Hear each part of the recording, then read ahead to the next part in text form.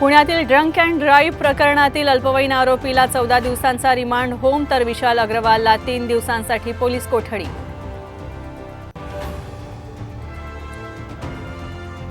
Pune court परिसरात विशाल अग्रवालवर शाई fake, Vande Mataram संघटना अग्रवाल विरोधात आक्रमक, पोलिसांनी आंदोलकांना रोखलं।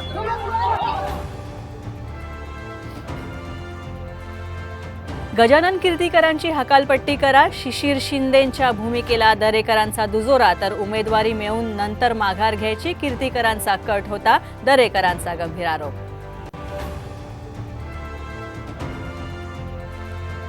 20 मे रोजी उद्धव ठाकरेंनी घेतलेल्या पत्रकार परिषदेची निवडणूक आयोगाकडून तपासणी होणार, आचारसंहिता भंग केल्याचा आशिष शेलारांचा आरोप।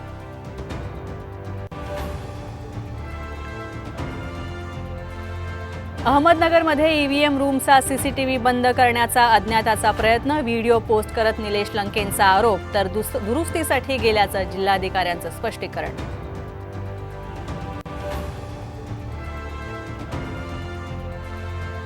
आणि बॉलिवूडचा किंग खान शाहरुख रुग्णालयात दाखल, शाहरुखला उष्णतेचा त्रास।